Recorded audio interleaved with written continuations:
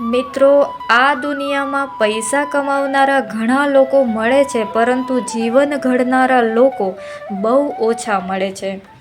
આજે હું તમને એક એવા શિક્ષકની વાર્તા સંભળાવવા જઈ રહી છું, જેમણે આખું જીવન પોતાના વિદ્યાર્થીઓના ભવિષ્ય માટે સમર્પિત કરી દીધું. પરંતુ જ્યારે તેમના જીવનનો છેલ્લો સમય આવ્યો ને, ત્યારે તેમને એક એવું સત્ય જોવા મળ્યું, જેણે તેમની આંખોમાં આંસુ લાવી દીધા. શું ખરેખર સફળતા માણસને પોતાના ગુરુને ભૂલાવી દે છે? શું પૈસા અને હોદ્દો એટલો મોટો બની જાય છે કે જેણે આપણને ચાલતા શીખવ્યા તેને પણ યાદ કરવાનો સમય નથી? અને શા માટે એક ગરીબ વિદ્યાર્થીએ પોતાના ગુરુનું છેલ્લું વચન સાંભળવા માટે બધું છોડીને દોડ લગાવી? તો મિત્રો, આ બધા પ્રશ્નોના જવાબ તમને આ આખી વાર્તામાં મળશે. તેથી વાર્તાને પૂરી જરૂરથી સાંભળજો, કારણ કે અંતે મળતો સંદેશ કદાચ તમારા જીવનને પણ નવી દિશા આપી શકે. ગુજરાતના એક નાના ગામમાં હરિપ્રસાદ નામે એક શિક્ષક રહેતા. ગામના લોકો તેમને ખૂબ માન આપતા. તેઓ ધનિક નહોતા, તેમની પાસે મોટું ઘર નહોતું, ના તો કોઈ મોંઘી ગાડી હતી, પણ તેમની પાસે એવી સંપત્તિ હતી જે પૈસાથી ક્યારેય ખરીદી શકાતી નથી. અને એ હતી હજારો વિદ્યાર્થીઓની દુઆઓ. દરરોજ સવારે 5 વાગ્યે તેઓ ઉઠી જતા અને ભગવાનને પ્રણામ કરીને શાળાની તૈયારી કરતા.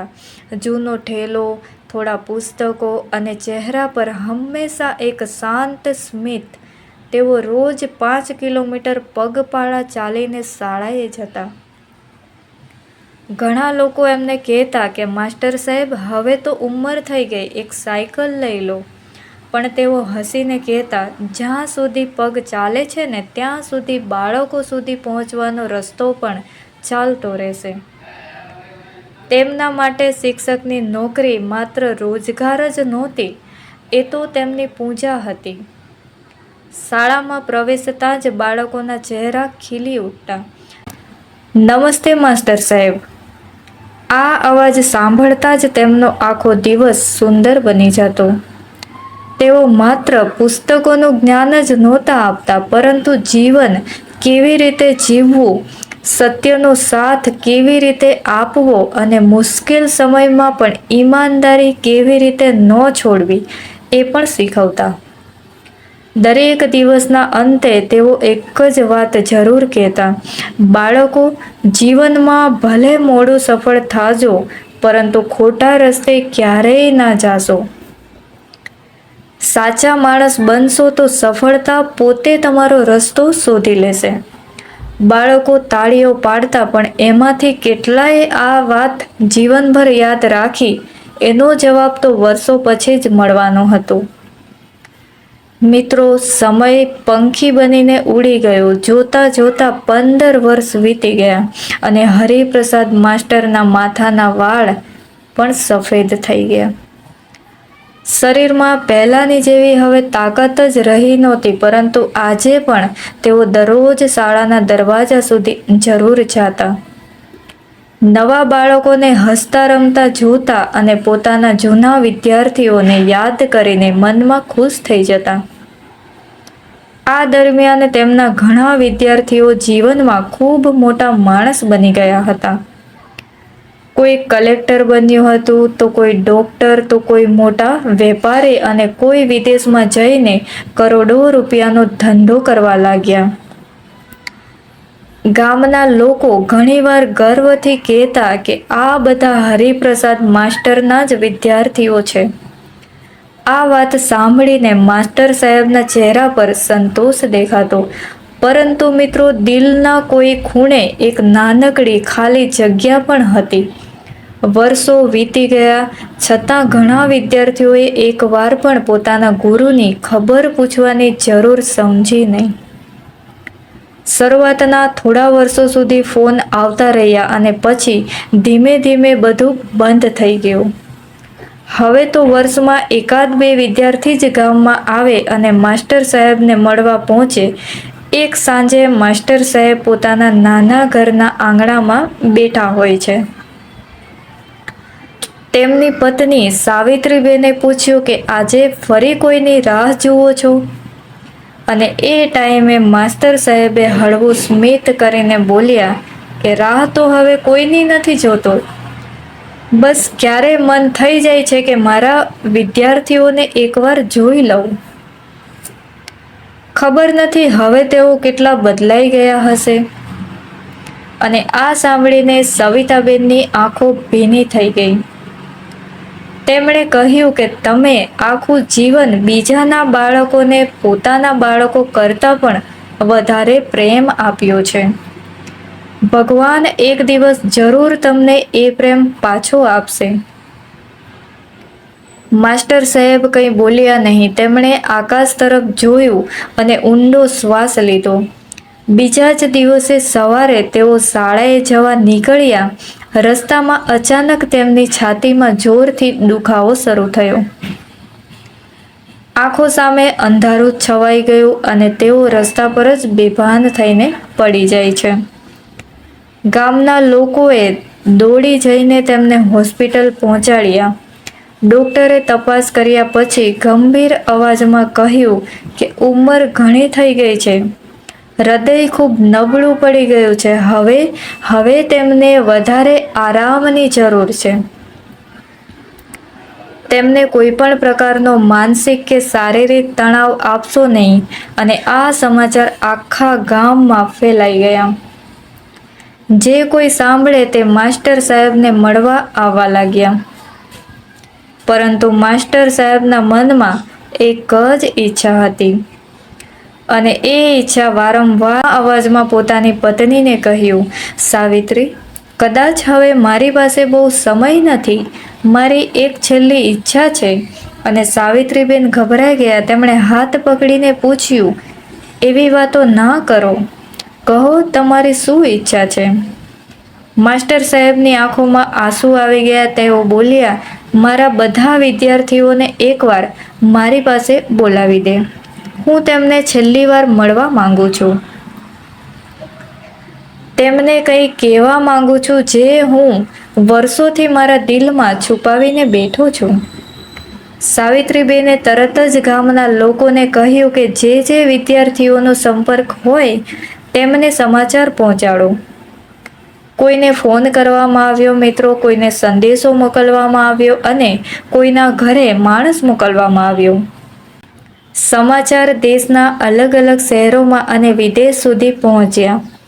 પરંતુ આ સમાચાર સાંભળીને કોણ દોડી આવશે અને કોણ માત્ર બહાના બનાવશે એ હજુ કોઈ જાણતું જ નહોતું. હરિપ્રસાદ માસ્તરની તબિયત દિવસો જતાં વધુ ખરાબ થવા લાગી. હવે તેઓ પથારીમાંથી પણ સહેલાઈથી ઊભા થઈ શકતા નહોતા. આખા ગામના લોકો રોજ તેમને મળવા આવતા અને ભગવાનને પ્રાર્થના કરતા કે માસ્ટર સાહેબ જલ્દી સાજા થઈ જાય. પરંતુ માસ્ટર સાહેબ જાણતા હતા કે હવે તેમનો સમય બહુ ઓછો બચ્યો છે. તેઓ દરવાજા તરફ નજર કરીને કોઈની રાહ જોતા રહેતા હતા. સાવિત્રીબેન રોજ પૂછતા તેમને કે તમે કોની રાહ જોવો છો? ત્યારે માસ્ટર સાહેબ ધીમા અવાજમાં કહેતા કે હું મારા વિદ્યાર્થીઓની રાહ જોઉં છું. કદાચ આજે કોઈ આવશે, કદાચ આજે કોઈ મને ગુરુ કહીને ગળે મળશે. પરંતુ આખો દિવસ પસાર થતો અને દરવાજો ખુલતો જ નહોતો. બીજા દિવસે મિત્રો સાવિત્રીબેને બધા વિદ્યાર્થીઓને ફરી ફોન કર્યા. કોઈએ કહ્યું આજે ખૂબ મહત્વની મીટિંગ છે. તો કોઈએ કહ્યું કે હું વિદેશમાં છું, અત્યારે આવી શકું નહીં. અને કોઈએ કહ્યું થોડા દિવસ પછી આવીશ. તો કોઈએ ફોન ઉપાડ્યો જ નહીં. સાવિત્રીબેનના હાથ ધ્રુજવા લાગ્યા. તેઓ સમજી ગયા કે સફળતાએ ઘણા વિદ્યાર્થીઓને પોતાના ગુરુથી ખૂબ જ દૂર કરી દીધા છે. અને સાંજે તેમણે માસ્ટર સાહેબને સાચી વાત કહી નહીં. અને તેઓ માત્ર એટલું જ બોલ્યા કે બધા લોકોને સમાચાર આપી દીધા છે. કદાચ કાલે આવી જશે. માસ્ટર સાહેબ હળવું સ્મિત કરીને બોલ્યા કે મને મારા બાળકો પર વિશ્વાસ છે, તેઓ જરૂર આવશે. રાત્રે માસ્ટર સાહેબને ઊંઘ આવી નહીં. તેઓ જૂનું લાકડાનું બોક્સ બહાર કાઢીને તેમાં રાખેલી વર્ષો જૂની તસવીરો જોવા લાગ્યા. દરેક તસવીર સાથે એક યાદ જોડાયેલી હતી. કોઈ વિદ્યાર્થીને પ્રથમ ઇનામ મળ્યું હતું મિત્રો, તો કોઈએ શાળાનું નામ રોશન કર્યું હતું, તો કોઈએ ગુરુના પગે પડીને આશીર્વાદ લીધા હતા. તસવીરો જોતા જોતા તેમની આંખોમાંથી આંસુ વહી ગયા. તેમણે મનમાં કહ્યું કે ભગવાન, મેં ક્યારેય કોઈ પાસેથી પૈસા માંગ્યા જ નથી. મેં તો માત્ર પ્રેમ માંગ્યો હતો. શું એ પણ વધારે માંગ્યું હતું? અને એ જ સમયે ઘરના દરવાજા પર ધીમેથી ટંકોરા પડ્યા. સાવિત્રીબેને ઉતાવળે બહાર ગયા, પરંતુ બહાર ગામનો ટપાલીઓ ઊભો હતો. તેમના હાથમાં એક જૂનો લિફાફો હતો. તેમણે કહ્યું, આ પત્ર આજે જ આવ્યો છે. લાગે છે તમારા કોઈ વિદ્યાર્થીએ મોકલ્યો છે. સાવિત્રીબેને પત્ર માસ્ટર સાહેબના હાથમાં આપ્યો અને માસ્ટર સાહેબે ધીમે ધીમે લિફાફો ખોલ્યો. પત્ર વાંચતા જ તેમના ચહેરા પર વર્ષો પછી સાચું સ્મિત દેખાયું. તેમની આંખોમાં આંસુ હતા, પરંતુ આ વખતે એ આંસુ દુઃખના નહોતા. કોઈ એક વિદ્યાર્થી હજુ પણ પોતાના ગુરુને ભૂલ્યો નહોતો. અને એ વિદ્યાર્થી હવે એવી જગ્યાએથી પાછો ફરી રહ્યો હતો જ્યાંથી આવવું લગભગ અશક્ય માનવામાં આવતું હતું. માસ્ટર સાહેબે ધીમે ધીમે પત્ર વાંચવાનું શરૂ કર્યું અને પત્રમાં લખ્યું હતું કે ગુરુજી, હું મોહન લખું છું. મને ખબર પડી કે તમારી તબિયત ખૂબ ખરાબ છે. હું અત્યારે દેશની સરહદ પર ફરજ બજાવી રહ્યો છું. અહીંથી તરત નીકળવું સહેલું નથી, પરંતુ હું તમને વચન આપું છું કે તમે મને જીવનમાં ચાલતા શીખવ્યું છે, તો તમારા જીવનના છેલ્લા સમયમાં હું તમને એકલા નહીં છોડું. ગમે તે થાય, તમારી પાસે જરૂર આવીશ.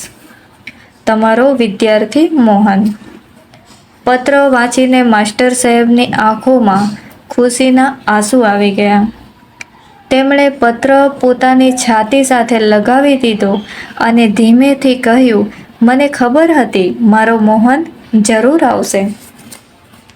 બીજા દિવસે સવારે ઘણા વિદ્યાર્થીઓના જવાબ આવવા લાગ્યા. કોઈએ પૈસા મોકલવાની વાત કરી, તો કોઈએ પોતાના માણસને મોકલવાની વાત કરી, તો કોઈએ કહ્યું કે હોસ્પિટલનો બધો ખર્ચ અમે ઉઠાવી લઈશું. પરંતુ કોઈ પોતે આવવા તૈયાર નહોતું. માસ્ટર સાહેબે બધાની વાત સાંભળી પછી શાંત અવાજમાં કહ્યું, મને કોઈના પૈસાની જરૂર નથી. મને તો માત્ર મારા વિદ્યાર્થીઓને એકવાર મળવું છે. એ જ મારી સૌથી મોટી સંપત્તિ છે. આ વાત સાંભળીને ત્યાં ઊભેલા ગામના લોકોની આંખો ભીની થઈ ગઈ. અને એ જ સમયે ગામના સરપંચે કહ્યું કે માસ્ટર સાહેબ, તમે ચિંતા ના કરો. આખું ગામ તમારા પરિવારની સાથે જ છે.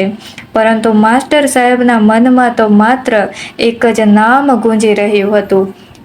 રાત થઈ ગઈ, પરંતુ મોહન આવ્યો જ નહીં. સાવિત્રીબેનને પણ ચિંતા થવા લાગી અને તેમણે કહ્યું કે કદાચ તેને રજા નહીં મળી હોય, કદાચ હવે નહીં આવે. માસ્ટર સાહેબે આંખો બંધ કરીને કહ્યું કે ના, મોહન જરૂર આવશે, કારણ કે તેણે ક્યારેય પોતાનું વચન તોડ્યું નથી. અને એ જ સમયે ગામની બહાર એક બસ આવીને ઊભી રહી છે અને બસમાંથી ધૂળથી ભરેલા કપડાં પહેરેલો એક યુવાન ઉતર્યો. તેના હાથમાં એક નાની બેગ હતી અને આંખોમાં ઉતાવળ સ્પષ્ટ દેખાતી હતી. તે કોઈની સાથે વાત કર્યા વગર સીધો માસ્ટર સાહેબના ઘર તરફ દોડવા લાગ્યો. રસ્તામાં લોકો તેને જોઈને આશ્ચર્યમાં પડી ગયા, કારણ કે વર્ષો પછી પણ તે પોતાના ગામને ભૂલ્યો નહોતો. ઘરના દરવાજા પાસે પહોંચીને તેણે ધીમેથી અવાજમાં કહ્યું કે ગુરુજી, હું આવી ગયો છું. અને મોહનનો અવાજ સાંભળતા જ માસ્ટર સાહેબે આંખો ખોલી અને વર્ષો પછી તેમના ચહેરા પર એવું સ્મિત આવ્યું ને કે જે કદાચ શબ્દોમાં વર્ણવી શકાય તેમ જ નહોતું. હવે જે થવાનું હતું તે માત્ર ગુરુ અને શિષ્યનું મિલન જ નહોતું, પરંતુ આખી વાર્તાનો સૌથી ભાવુક અને જીવન બદલાવી દઈને એવો વળાંક બનવાનો હતો. મોહન દોડતો અંદર આવ્યો અને સીધો પોતાના ગુરુના પગે પડી ગયો. તેની આંખોમાંથી આંસુ સતત વહી રહ્યા હતા. તેણે ધ્રુજતા અવાજમાં કહ્યું કે ગુરુજી, મને માફ કરી દો. મને આવવામાં મોડું થઈ ગયું, પરંતુ મેં આપેલું વચન તોડ્યું નથી. હું આવી ગયો છું. માસ્ટર સાહેબે ધીમેથી પોતાનો હાથ મોહનના માથા પર મૂક્યો અને કહ્યું કે દીકરા, મને ખબર જ હતી તું જરૂર આવશે, કારણ કે તું માત્ર ભણ્યો જ નથી પરંતુ સંસ્કાર પણ શીખ્યો છે. મોહન ગુરુજીને ભેટીને બાળકની જેમ રડવા લાગ્યો. આખા ઘરમાં હાજર બધા લોકોની આંખો ભીની થઈ ગઈ. સાવિત્રીબેન પણ પોતાના આંસુ રોકી શક્યા નહીં. થોડા સમય પછી માસ્ટર સાહેબે મોહનને પોતાની પાસે બેસાડ્યો અને પૂછ્યું કે દીકરા, હવે શું કરે છે? મોહને નમ્રતાથી જવાબ આપ્યો કે ગુરુજી, હું દેશની સેવા કરું છું, સરહદ પર ફરજ બજાવું છું, પરંતુ આજે મારી સૌથી મોટી ફરજ મારા ગુરુ પાસે આવવાની હતી. કારણ કે જો તમે ના હોત તો કદાચ હું આજે અહીં સુધી ક્યારેય પહોંચી શક્યો જ ના હોત. માસ્ટર સાહેબ ગર્વથી ભરાઈ ગયા. તેમણે કહ્યું કે મને તારા પર ગર્વ છે દીકરા. તું સાચા અર્થમાં સફળ થયો છે, કારણ કે સફળતા માત્ર મોટા હોદ્દાથી મળતી નથી. સફળતા ત્યારે મળે છે જ્યારે માણસ પોતાના સંસ્કાર ક્યારેય ભૂલતો નથી. એ જ સમયે બહાર એક પછી એક મોંઘી ગાડીઓ આવીને ઊભી રહેવા લાગી. ગામના લોકો બહાર દોડ્યા. ઘણા વર્ષો પછી માસ્ટર સાહેબના બીજા વિદ્યાર્થીઓ પણ ત્યાં આવ્યા હતા. કોઈ મોટો અધિકારી હતો તો કોઈ મોટો વેપારી હતો અને કોઈ વિદેશથી આવ્યો હતો. બધા અંદર આવ્યા, પરંતુ તેમના ચહેરા પર શરમ સ્પષ્ટ દેખાતી હતી. કોઈની હિંમત નહોતી કે પોતાના ગુરુની આંખોમાં આંખો મિલાવી શકે. તેઓ ધીમે ધીમે આગળ વધ્યા અને માસ્ટર સાહેબના પગે લાગી ગયા. માસ્ટર સાહેબે બધાને આશીર્વાદ આપ્યા, પરંતુ તેમના ચહેરા પર જે ખુશી મોહનને જોઈને આવી હતી ને મિત્રો, એ ખુશી હવે દેખાતી જ નહોતી. થોડા સમય સુધી ઘરમાં સંપૂર્ણ શાંતિ છવાઈ ગઈ. પછી માસ્ટર સાહેબ ધીમેથી બોલ્યા, આજે હું તમને બધાને એક એવી વાત કહેવા માંગુ છું જે મેં વર્ષોથી મારા હૃદયમાં છુપાવી રાખી છે. આ વાત સાંભળ્યા પછી કદાચ તમારું આખું જીવન બદલાઈ જશે. બધા વિદ્યાર્થીઓ શાંતિથી બેઠા રહ્યા. કોઈ બોલ્યું નહીં. બધા જાણતા હતા કે હવે ગુરુજી જે કહેશે ને તે તેમના જીવનનો સૌથી મોટો પાઠ બનવાનો હતો. માસ્ટર સાહેબે ધીમે ધીમે બોલવાનું શરૂ કર્યું. દીકરાઓ, આજે હું તમને પૈસા, મિલકત કે કોઈ ખજાનાની વાત કરવા માટે નથી બોલાવ્યા. આજે હું તમને એ સંપત્તિ આપવા માંગુ છું જે મને મારા ગુરુ પાસેથી મળી હતી અને જે મેં આખી જિંદગી તમને આપવાનો પ્રયત્ન કર્યો હતો. પરંતુ આજે મને સમજાયું કે ભણતર આપવું સહેલું છે, પણ સંસ્કાર જીવતા રાખવા સૌથી મોટી મુશ્કેલી છે.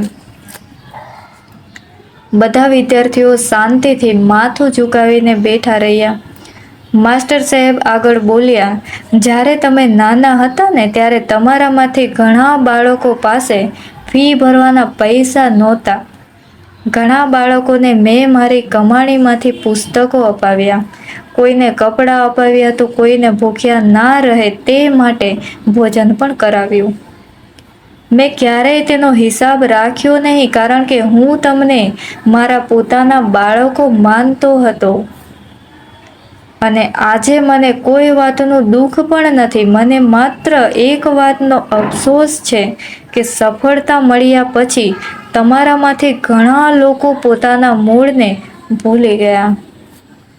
તમે તમારા માતા પિતા અને ગુરુને યાદ રાખ્યા હોત તો આજે મારે તમને બોલાવવા માટે સંદેશા મોકલવાની જરૂર ના પડતી.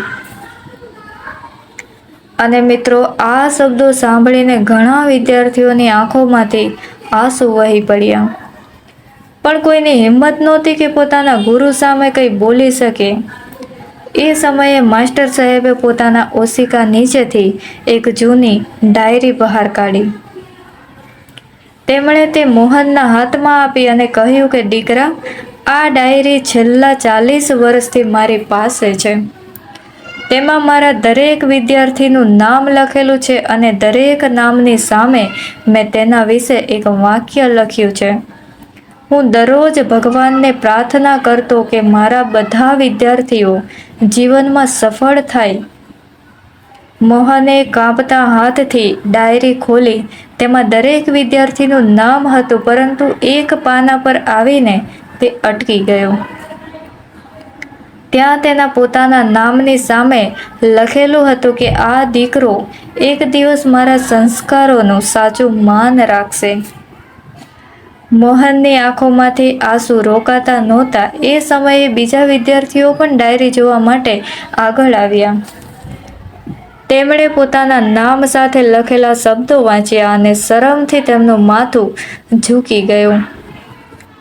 કારણ કે ગુરુએ ક્યારેક તેમને ભૂલ્યા જ નહોતા, પરંતુ તેઓ પોતાના ગુરુને આખા ઘરમાં સન્નાટો છવાઈ ગયો. માસ્ટર સાહેબે છેલ્લી વાર બધાની સામે જોયું અને ધીમેથી કહ્યું, હજુ પણ સમય ગયો નથી. જો સાચે જ મારી પાસેથી કંઈ શીખ્યા હોય ને તો આજ પછી તમારા માતા પિતા અને તમારા ગુરુને ક્યારેય એકલા ના છોડતા. કારણ કે વૃદ્ધાશ્રમમાં તેમની પૈસાની નહીં, પરંતુ પોતાના લોકોની જરૂર હોય છે. અને આ શબ્દો સાંભળીને બધા જ વિદ્યાર્થીઓ રડી પડ્યા. પરંતુ હવે જે થવાનું હતું તે કોઈએ કલ્પના પણ કરી નહોતી. માસ્ટર સાહેબે છેલ્લી વાર બધા વિદ્યાર્થીઓ તરફ પ્રેમથી જોયું અને તેમના ચહેરા પર એક અદ્ભુત શાંતિ દેખાવા લાગી. તેમણે ધીમેથી મોહનનો હાથ પોતાના હાથમાં લીધો અને કહ્યું કે દીકરા, મને હવે કોઈ ચિંતા નથી, કારણ કે મને વિશ્વાસ થઈ ગયો છે કે મારા સંસ્કાર હજુ જીવતા છે. તું હંમેશા સાચા રસ્તે ચાલતો રહેજે અને જ્યાં પણ કોઈ વૃદ્ધ માણસ કે ગરીબ બાળક તારી મદદ માંગે ને ત્યાં ક્યારેક પાછળ ના હટતો, કારણ કે સાચી સેવા એ જ ભગવાનની સેવા છે. મોહન સતત રડી રહ્યો હતો. તેણે ગુરુજીનો હાથ પોતાની આંખો સાથે લગાવ્યો અને કહ્યું કે ગુરુજી, હું તમને વચન આપું છું. હું તમને વચન આપું છું કે તમારા દરેક શબ્દોને આખી જિંદગી જીવવાનો પ્રયત્ન કરીશ. હું જ્યાં સુધી જીવીશ ત્યાં સુધી તમારા સંસ્કારોને લોકો સુધી પહોંચાડતો રહીશ. અને માસ્ટર સાહેબે ધીમેથી આંખો બંધ કરી અને ભગવાનનું નામ લીધું. આખા ઘરમાં સંપૂર્ણ શાંતિ છવાઈ ગઈ. થોડાક ક્ષણોમાં તેમનો હાથ ઢીલો પડી ગયો. સાવિત્રીબેને ધીમેથી તેમનું માથું સ્પર્શ્યું અને રડતા અવાજમાં કહ્યું કે તેઓ આપણને છોડીને ચાલ્યા ગયા. આ સાંભળતા જ આખા ઘરમાં રડવાનો અવાજ ગૂંજી ઉઠ્યો. બધા વિદ્યાર્થીઓ પોતાના ગુરુના ચરણોમાં પડીને રડવા લાગ્યા. કોઈ બોલી રહ્યું હતું કે ગુરુજી, અમને માફ કરી દો, અમે મોડા પડી ગયા. તો કોઈ પોતાના આંસુ લૂછી રહ્યો હતો, તો કોઈ પોતાની ભૂલોને યાદ કરીને પસ્તાઈ રહ્યો હતો. અને બીજા જ દિવસે આખું ગામ તેમના અંતિમ દર્શન માટે ઉમટી પડ્યું. જે વ્યક્તિ પાસે પૈસા નહોતા તે પણ ફૂલ લઈને આવ્યો અને જે મોટા હોદ્દા પર હતા તેઓ પણ પોતાના ગુરુને છેલ્લી વિદાય આપવા માથું ઝુકાવીને ઊભા રહ્યા. અગ્નિદાહનો સમય આવ્યો ત્યારે બધા વિદ્યાર્થીઓએ એક સાથે મોહનને કહ્યું કે આ અધિકાર તારો છે, કારણ કે અંતિમ સમયમાં તું જ પોતાના ગુરુની સાથે ઊભો રહ્યો હતો. મોહનની આંખોમાંથી આંસુ રોકાતા નહોતા. તેમણે ધ્રુજતા હાથથી પોતાના ગુરુને અંતિમ વિદાય આપી. આગની જ્વાળાઓ આકાશ તરફ ઊંચી ઉઠી રહી હતી અને એવું લાગતું હતું કે જાણે એક મહાન શિક્ષકનું શરીર વિદાય લઈ રહ્યું હતું. પરંતુ તેમના સંસ્કારો હજારો હૃદયોમાં હંમેશા માટે જીવતા રહી ગયા. એ દિવસ પછી બધા વિદ્યાર્થીઓએ પોતાના જીવનમાં એક મોટો નિર્ણય લીધો અને એ નિર્ણયે માત્ર તેમનું જ નહીં પરંતુ અનેક લોકોનું જીવન પણ બદલી નાખ્યું. હરિપ્રસાદ માસ્ટરના નિધન પછી ઘણા મહિના વીતી ગયા, પરંતુ તેમના શબ્દો દરેક વિદ્યાર્થીના મનમાં સતત ગૂંજતા હતા. એક દિવસ બધા વિદ્યાર્થીઓ ફરી એકવાર ગામમાં ભેગા થયા. આ વખતે કોઈને બોલાવવા માટે સંદેશ મોકલવાની જરૂર પડી નહોતી. બધા પોતાની ઈચ્છાથી જ આવ્યા હતા અને મોહન તેમની સામે ઊભો રહ્યો અને બોલ્યો કે જો આપણે સાચે જ આપણા ગુરુને શ્રદ્ધાંજલિ આપવી હોય ને તો માત્ર આંસુ વહેવડાવવાથી કંઈ નહીં બદલાશે. આપણે તેમના સપનાને જીવતું રાખવું પડશે. બધા વિદ્યાર્થીઓએ એક સાથે તેની વાત સ્વીકારી. તેમણે નક્કી કર્યું કે ગામમાં હરિપ્રસાદ માસ્ટરના નામે એક શિક્ષણ સહાય કેન્દ્ર બનાવવામાં આવે, જ્યાં ગરીબ બાળકોને મફતમાં પુસ્તકો, ભણતર અને માર્ગદર્શન આપવામાં આવશે. કોઈએ પૈસા આપ્યા તો કોઈએ પોતાની મહેનત આપી તો કોઈએ પોતાનો સમય આપ્યો. થોડા જ મહિનામાં ગામમાં એક સુંદર શિક્ષણ કેન્દ્ર તૈયાર થઈ ગયું. દરવાજા પર મોટા અક્ષરોમાં લખેલું હતું કે હરિપ્રસાદ માસ્ટર સંસ્કાર કેન્દ્ર.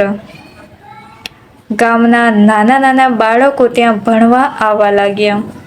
દરેક બાળકને સૌથી પહેલાં એક જ વાત શીખવવામાં આવતી કે સફળ માણસ બનતા પહેલાં સારો માણસ બનજો. મોહન દર વર્ષે પોતાના ગુરુની પુણ્યતિથિએ ત્યાં આવતો અને બાળકોને પોતાના ગુરુ વિશે વાતો કરતો. તે કહેતો કે જો આજે હું તમારી સામે ઊભો છું તો તેનું કારણ મારા ગુરુ છે, કારણ કે તેમણે મને માત્ર ભણાવ્યો જ નહોતો, તેમણે મને જીવન જીવવાનું પણ શીખવ્યું હતું.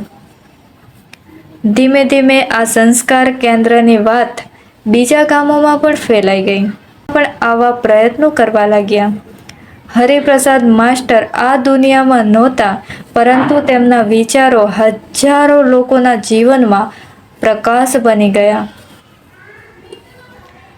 મિત્રો, આ વાર્તાનો સાચો સંદેશ એટલો જ છે કે જીવનમાં ભલે આપણે કેટલા પણ મોટા બની જઈએ, પરંતુ આપણને ચાલતા શીખવનાર માતા પિતા અને ગુરુને ક્યારેય ભૂલવા જોઈએ નહીં.